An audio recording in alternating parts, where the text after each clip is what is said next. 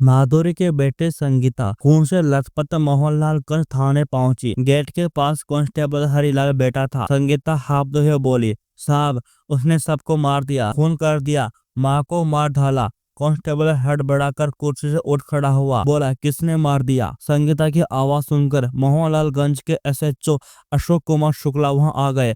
संगीता ने रोते हुए एसएचओ के पैर पकड़ लिए, कहने लगी, साहब मैं गोरा गांव से आई हूँ, उसने मेरी माँ को कुल्हाड़ी से काट डाला। एसएचओ अशोक कुमार कांस्टेबल हरिलाल से बोले, देख क्या रहे हो, जल्दी टीम लेकर गोरा गांव चलो। कुछ मिनटों में पुलिस की जीप गांव पहुंच गई। बीच सड़क पर एक लाश पड़ी थी, सिर के 2 टुकड़े हो चुके थे। लाश के चारों तरफ भीड़ लगी थी। एसएचओ अशोक कुमार लाश के पास पहुंचे तो कोल्हे रोते हुए बोला, साहब मेरी बीबी को मार डाला, अब मेरे बच्चों को क्या होगा? तभी भीड़ से किसी ने आवाज दी, साहब सामने वाले घर में जाकर देखो, पूरे परिवार को कुल्हाड़ी से काट डाला है। एसएचओ अशोक कुमार उस घर के अंदर घुसे। 35 साल की संतोषी, 4 साल के रामरूप, 4 साल की सुमन और 1.5 साल के रवि की कटी फटी लाशें पड़ी थी। इसी बीच नन्ना अपनी बहन गीता के साथ गांव पहुंचा। देखा चारों तरफ पुलिस ही पुलिस है। थोड़ा आगे बढ़ा, सड़क के बीचों बीच खून से लथपथ उसकी मां पड़ी थी। पुलिस वाले संतोषी की आंगन से कटी फटी लाश से उठाकर ला रहा था। एसएचओ अशोक कुमार ने कोहले से पूछा, यह सब किसने किया? कोहले बोला, साहब सरवन ने। तुम कहाँ थे? एसएचओ अशोक कुमार ने पूछा। मैं खेत में काम कर रहा था, तभी एक आदमी आया और बोला कि तुम्हारी पत्नी को काट डाला है। जब दौड़ते दौड़ते मैं यहाँ आया तो देखा पत्नी सड़क पर मरी पड़ी है। इतना कहता ही कोल्हे अपना सिर पीटने लगा। ऐसे तो शुक्ला भीड़ की तरफ इशारा करते हुए बोला, किसी ने सरवन को देखा है क्या?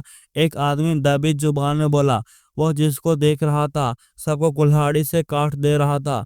हम लोगों ने डर के बाहर दरवाजा बंद कर लिया था। जब गेट खोला तो वह कुल्हाड़ी फेंकते हुए खेत की तरफ भाग रहा था। उसके हाथ एक औरत भी थी। औरत एक घर की तरफ देखते हुए एसएचओ बोले, ये किसका घर है? दरवाजा क्यों बंद है? सरवन के भाई पवन का। भीड़ से जवाब मिला, पवन कहाँ है? नन्ना बोला, खेत गया होगा। 2 कांस्टेबल पवन के घर का दरवाजा खटखटाने लगे।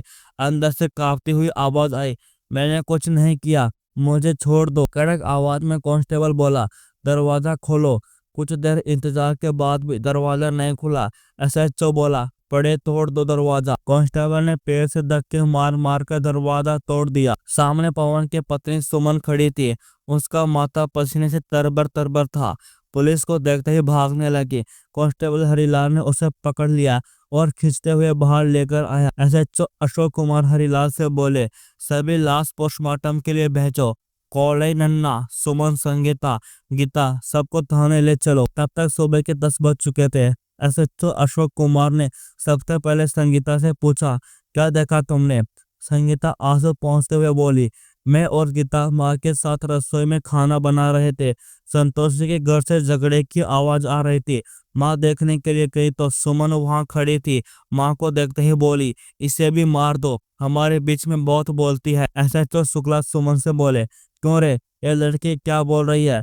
जब से यह सब हो रहा था तू कहाँ थी? सब कपाते हुए सुमन बोले, साहब मैं तो अपने घर थी। संतोषी के घर के बगल में ही तुम्हारा घर है। तुमने चीखने चिल्लाने की आवाज नहीं सुनी? शुक्ला ने जोर देकर पूछा, इनका तो रोज का ही है। संतोषी सरवन से लड़ती रहती थी। जब कुल्हाड़ी चलने लगी तो डर से मैंने दरवाजा बंद कर लिया। सब कपाते हुए सुमन बोली। सुमन को बीच में टोकते हुए कोल्हा ही बोला, साहब इसी से सरवन फंसा हुआ था। जब मैं खेत में आया तो वो खेत की तरफ भाग रहा था। सरवन ने ही सबको मारा है।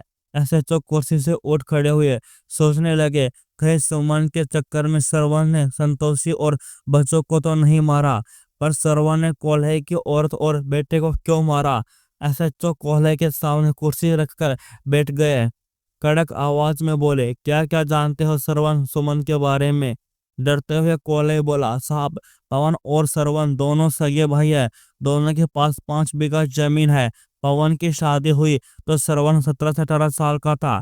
पवन खेतों में काम करने चला जाता था। तब सरवन और सुमन गलत काम करते थे।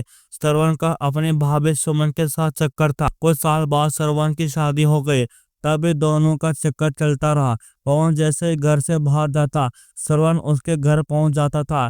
कई बार श्रवण की पत्नी ने दोनों को गलत करते हुए देखा। वो विरोध करती थी तो श्रवण उसे मारने पीटने लगता। कई बार वह लड़ झगड़ के मायके चली जाती थी, लेकिन ये दोनों नहीं सुधरे। श्रवण के 3 बच्चे थे, लेकिन अब इसने सभी को काट डाला। एसएसओ अशोक कुमार ने सुमन के सामने जोर से डंडा पटकते हुए पूछा, क्यों रे, ये जो कह रहा है सच है? नहीं साहब, श्रवण मेरा देवर है। जब मैं ब्याह कर आई तो वह छोटा था, साथ ही रहता था, इसलिए गांव वाले कहने लगे कि श्रवण ने मुझे रखेल बनाकर रखा है, दोनों का चक्कर है।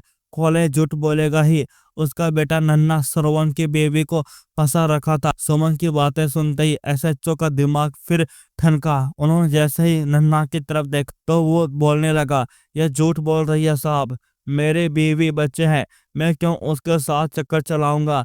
अगर मैंने सबको मारा होता तो लाश के पास थोड़े ना बेटा रहता, अपनी माँ को क्यों मारता? मैं तो रिश्तेदारी में मंडप लगाने गया था।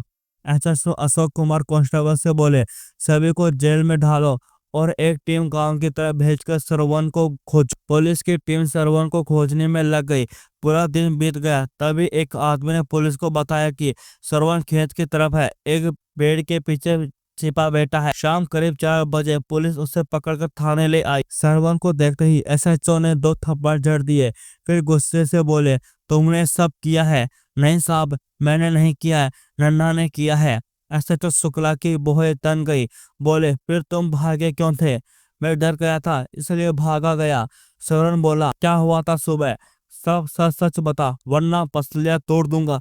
एसएचओ गुस्से में बोले, साहब, सुबह सुबह गाली देते ही नन्हा मेरे घर आया। मेरी पत्नी आंगन में खाना बना रही थी, इसने सबसे पहले पत्नी को मारा, फिर तीनों बच्चों को। मैं पड़ोसी की दुकान से नमक लेकर आया तो देखा कि नन्हा भागता हुआ मेरे घर से चला जा रहा था। उसके हाथ में कुल्हाड़ी थी। हम दोनों का जमीन विवाद था। वो मेरी 1 बीघा जमीन हड़पना चाहता था, मुकदमा भी लिखवाया था। नन्हा का मेरी बीवी से चक्कर भी था। वह रोज रोज कहता था पूरे परिवार को खत्म कर देगा। कहते हुए श्रवण जमीन पर बैठ गया। हाय, मेरा पूरा परिवार चला गया। पुलिस के लिए यह केस एक पहेली बन चुका था। कत्ल किसने किया, श्रवण, सुमन या नन्हा? यदि नन्हा ने किया तो उसने अपनी माँ को क्यों मारा? कोहली ने यह क्यों कहा कि श्रवण का सुमन से चक्कर है?